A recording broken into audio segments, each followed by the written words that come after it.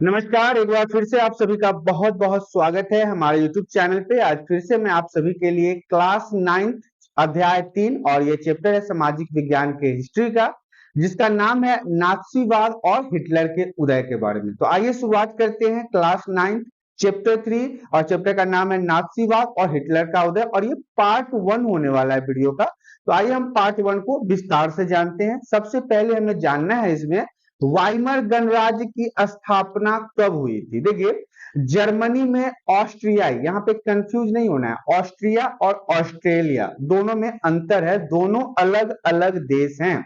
तो जर्मनी ने ऑस्ट्रियाई समाज जो थे, साम्राज्य जो थे, उनके जो राज्य थे उनके साथ और मित्र राष्ट्र जिसमें कौन कौन आते थे, इंग्लैंड, फ्रांस और रूस, इनके खिलाफ क्या हुआ, प्रथम विश्व युद्ध किया था। प्रथम विश्व युद्ध कब से कब तक, 1914 से 1918 तक चला था। ये सारी चीजें याद रखिएगा। वाइमर गणराज्य के अंदर जर्मनी ने ऑस्ट्रियाई समाज के साथ, ऑस्ट्रियाई देश के साथ मित्र राष्ट्रों के साथ युद्ध किया था। मित्र राष्ट्र में कौन थे, इंग्लैंड, फ्रांस और रूस था।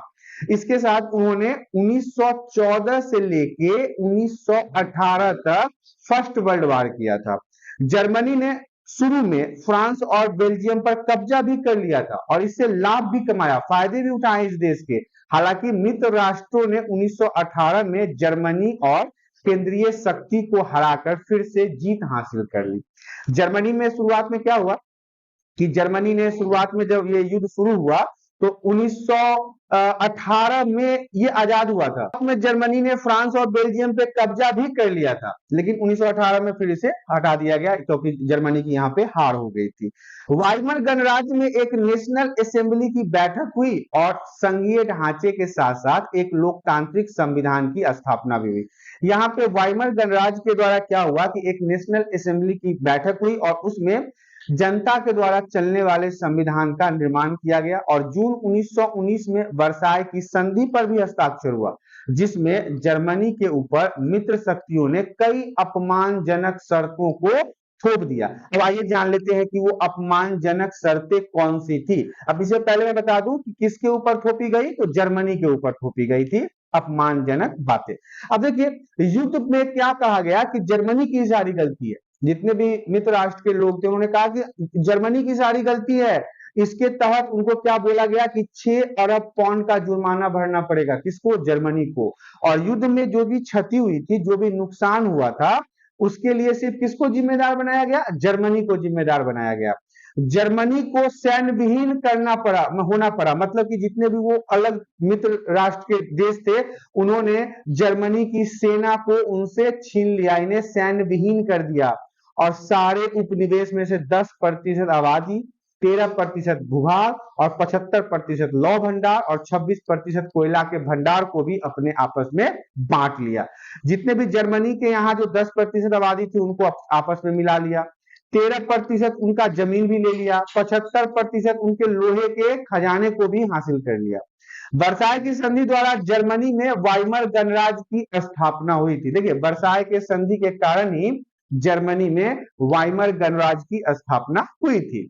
बात कर लेते हैं वाइमर गणराज्य के सामने आई समस्याएं, क्या क्या समस्याएं वाइमर गणराज्य के सामने आई थी। तो प्रथम विश्व युद्ध कब, 1914 याद रखिएगा, और 1918 तक चला था। तो प्रथम विश्व युद्ध में जर्मनी की पराजय हो गई थी और सम्राट के पद से त्याग के बाद वाइमर में राष्ट्रीय सभा की बैठक बुलाई गई और लोकतांत्रिक संविधान पारित किया गया। यहाँ पे क्या हुआ, जब जर्मनी की हार हो गई ना, तो जनता के द्वारा चलने वाले कानून का निर्माण किया गया, संविधान का निर्माण किया गया। लेकिन यह नया वाइमर गणराज्य जर्मनी के जो अधिकांश लोगों को रास नहीं आ रहा था। देखिए गणराज्य बना तो था लेकिन जर्मनी में सभी लोगों को ये पसंद नहीं आ रहा था, वहां के लोगों को यह भा नहीं रहा था। अतः वाइमर गणराज्य की मुख्य समस्याएं क्या क्या थी, अब उसके बारे में जान लेते हैं। पहली जो समस्या थी वाइमर गणराज्य की, प्रथम विश्व युद्ध के उपरांत, मतलब इसके बाद जर्मनी पर थोपी गई वर्साय की कठोर एवं अपमानजनक संधि के लिए जितने भी जर्मन के लोग थे वो वाइमर गणराज्य को ही जिम्मेदार मानते थे। अपने देश भारत को ही ले लीजिए, अगर हमारे देश का कोई अपमान करके जाएगा तो सच्चा भारतवासी जो होगा या भारत के रहने वाले जो लोग होंगे वो कभी इस चीज को बर्दाश्त करेंगे नहीं करेंगे। तो ऐसा ही कुछ जर्मनी के साथ हुआ था। जर्मनी के साथ उन लोगों ने इनको बहुत ही अपमान किया और इससे जर्मनी के जो लोग थे वो नाखुश थे। रूसी क्रांति की सफलता से जर्मनी के कुछ भागों में साम्यवादी प्रभाव तेजी से फैला। मतलब कि जो रशियन रेवोल्यूशन हुआ, जो रूस में क्रांति हुई, उसके बाद वहां के लोगों के विचार साम्यवादी प्रभाव में आ गए। युद्ध अपराधी के रूप में जर्मनी पर 6 अरब पाउंड का जुर्माना लगाया गया। मतलब कि सभी लोगों का कहना था ये सब जर्मनी ही जिम्मेदार है, जर्मनी ने ही सब करवाया है, और इन पर 6 अरब पाउंड का जुर्माना लगा दिया गया, जिसे चुकाने में वाइमर गणराज्य असमर्थ था, क्योंकि युद्ध के कारण पहले ही उसकी माली हालत खराब थी, तो इतना पैसा वो कहां से चुका पाता। जर्मनी द्वारा हर्जाना चुकाने से इनकार करने पर फ्रांस ने जर्मनी के औद्योगिक क्षेत्रों पर कब्जा कर लिया। जब जर्मनी ने मना कर दिया कि नहीं भाई मैं इतना पैसा नहीं चुका पाऊंगा, ये 6 अरब पाउंड में कहां से लाऊंगा, तो फ्रांस ने क्या किया, फटाफट जर्मनी के जितने भी फैक्ट्री वाले एरिया थे सब पे कब्जा कर लिया, जिसके कारण वाइमन गणराज्य की प्रतिष्ठा को बहुत हानि हुआ। अब मान लो अभी देश के प्रधानमंत्री नरेंद्र मोदी है और इस समय में कोई आके हमारे भारत को धमका के चला जाए, तो इसमें नरेंद्र मोदी जो मुख्य रूप से भारत के प्रधानमंत्री है उनका भी नाम हंसेगा ना। तो यही हुआ, जो वाइमर गणराज्य था उस समय वहां का प्रधान हुआ करता था, उसके सामने इतनी सारी चीजें हो गई, इतना सारा अपमानजनक चीजें हो गया, इसके जमीन छीन लिए गए, लौ भंडार छीन लिए गए, आबादी छीन ली गई, सैन्य शक्ति छीन ली गई, और इसके बाद इनके औद्योगिक क्षेत्र पर भी फ्रांस ने अपना धावा बोल दिया।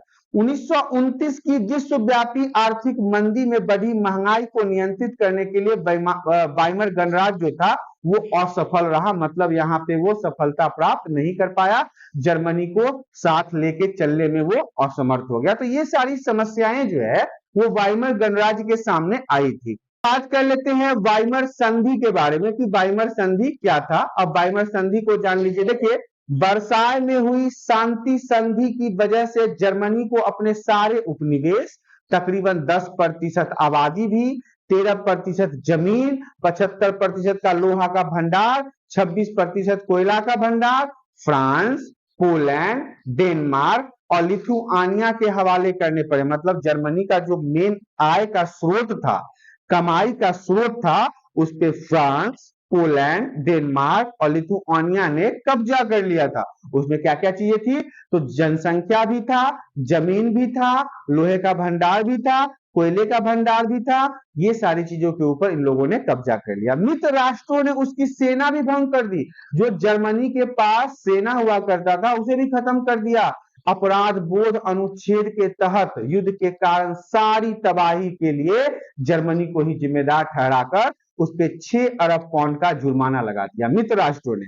और उनके खनिज संसाधन वाले राइनलैंड जो जगह का नाम है, उन पर भी ज्यादातर मित्र राष्ट्रों का ही कब्जा हो गया था। वो परेशान कर रखे थे पूरे जर्मनी को, मतलब जर्मनी को बिल्कुल वो अभी बर्बाद करना चाह रहे थे।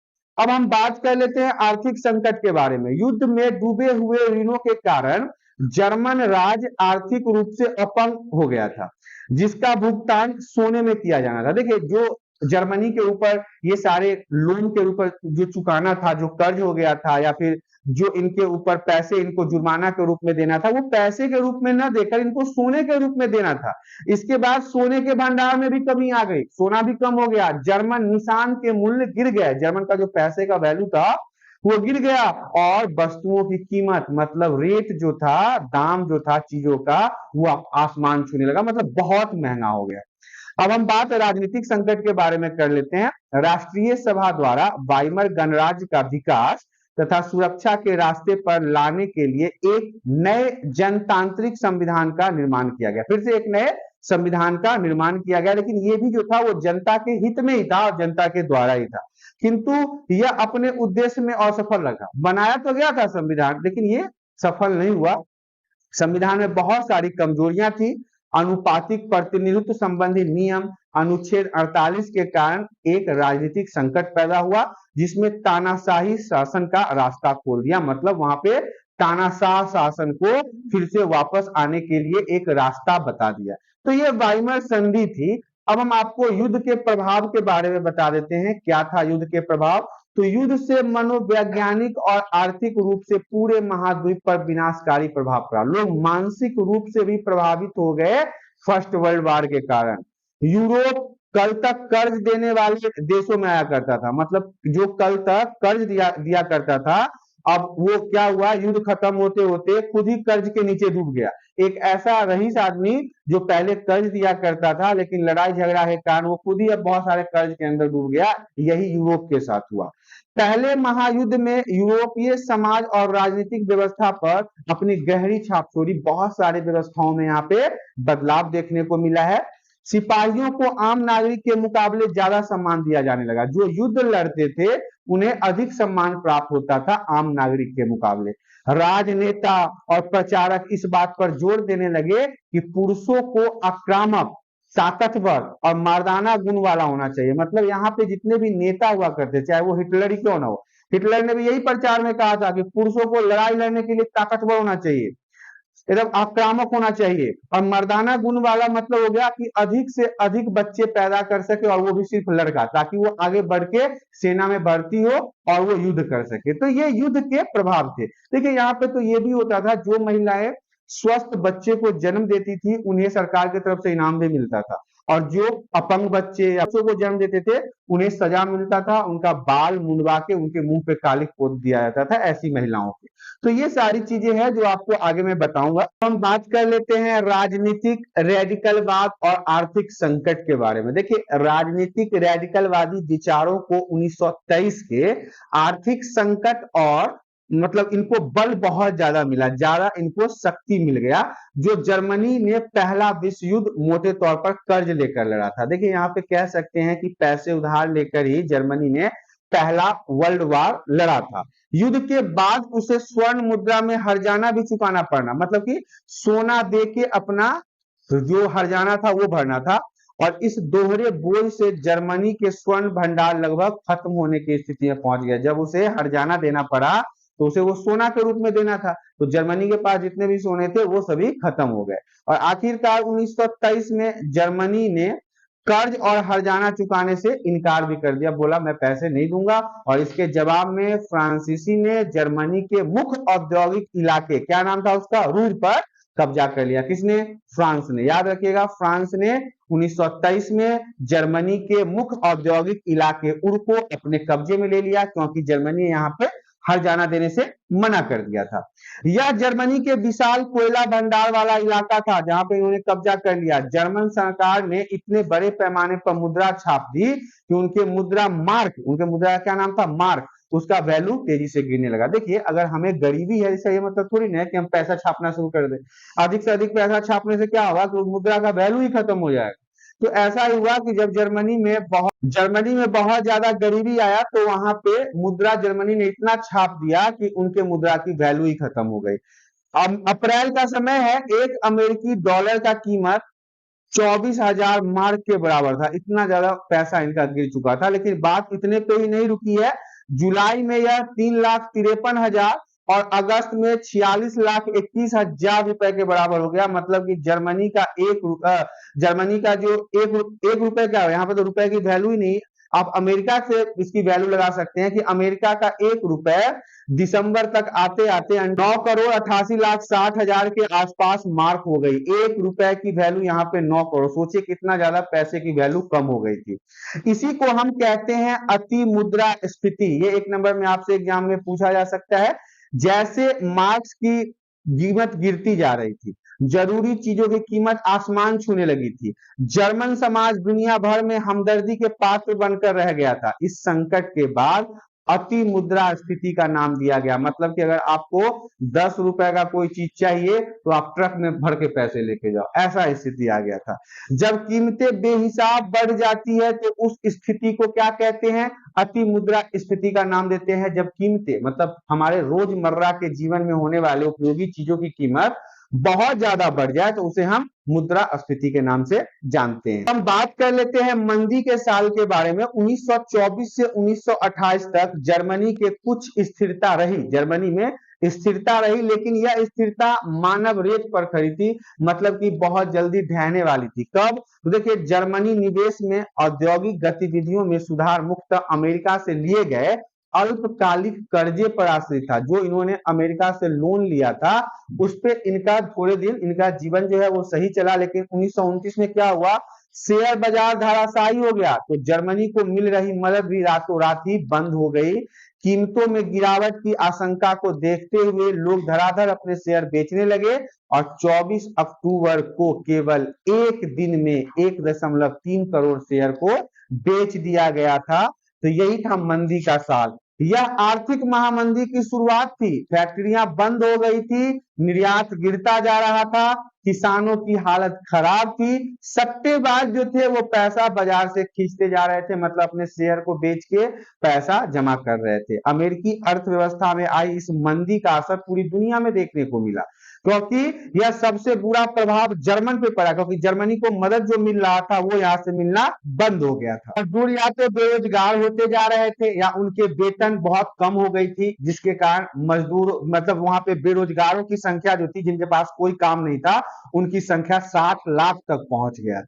तो हम बात कर लेते हैं नाथसीवाद के बारे में। देखिए, यह एक संपूर्ण व्यवस्था और विचारों की पूरी संरचना का नाम है। क्या? नाथसीवाद। किस किसी का नाम है? संपूर्ण व्यवस्था, एक पूरे सिस्टम का नाम है। एक पूरे सिस्टम का नाम आप कह सकते हैं नाथसीवाद था, जिसका जनक जो था वो हिटलर को माना जाता है। और जर्मन साम्राज्य में यह विचारधारा की तरह फैल गई, लोग इसके दीवाने हो गए, फैन हो गए। तो इस तरह से मूल्य मान्यताओं, एक खास तरह के व्यवहार से संबंधित था नाथसीवाद, और इसके जनक के रूप में हिटलर को जाना जाता है। अब हम बात कर लेते हैं नारियों का विश्व दृष्टिकोण। देखिए, राष्ट्रीय समाजवाद का उदय हुआ था यहीं से, मतलब कि एक तरह से समाजवाद के जो समझने वाले लोग थे उनका उदय, उनका जन्म यहीं से हुआ था। सक्षम नेतृत्व, मतलब एक ऐसा नेता जो अपने देश को संभाल सकता था, इसे हम सक्षम नेतृत्व कहते हैं। नस्ली कल्पना लोक, मतलब यूरोपिया, नस्ल के हिसाब से यदि अंतर होने लगे तो इसलिए हम नस्ली कल्पना लोक कहते हैं। जीवन परिधि में हम उन लोगों को बसाने के लिए ज्यादा से ज्यादा इलाकों पर कब्जा करने लगे जिन लोगों को हम अपने साथ मिलाना चाहते थे। इसी कारण से अधिक जमीन पर कब्जा करके उन लोगों को वहां पे बसाना शुरू कर दिया। नस्लीय श्रेष्ठता, शुद्ध और नागरिक आर्यों का समाज, मतलब कि अधिक से अधिक नस्ल में श्रेष्ठता हो, मतलब कि ज्यादा से ज्यादा सेना के लिए लड़के चाहिए, मर्दाना ताकत वाले लोग चाहिए, महिलाएं स्वस्थ चाहिए, और महिलाओं को स्वस्थ रूप से बच्चों को जन्म देने का अधिकार था। अगर वो नहीं देते तो उनके साथ बहुत ही बुरा होता था नाथसीवाद के समय में, हिटलर के समय। इस तरह से आपने देखा क्लास 9th चैप्टर का नाम है नाथसीवाद और हिटलर का उदय, अध्याय 3 था। और सबसे अच्छी बात है कि ये हमारा पार्ट 1 था। अभी हमने पार्ट 1 कंप्लीट किया है, अब आपको पार्ट 2 का इंतजार करना होगा। तो आशा करता हूं कि पार्ट 1 में दी गई जानकारी आप सभी को पसंद आया हो। जानकारी पसंद आया तो वीडियो को लाइक करें, चैनल में पहली बार आए तो चैनल को सब्सक्राइब कर लें, ताकि इसी प्रकार के एजुकेशनल वीडियो आपको हमेशा प्राप्त होता रहे। आज के लिए इतना ही, धन्यवाद।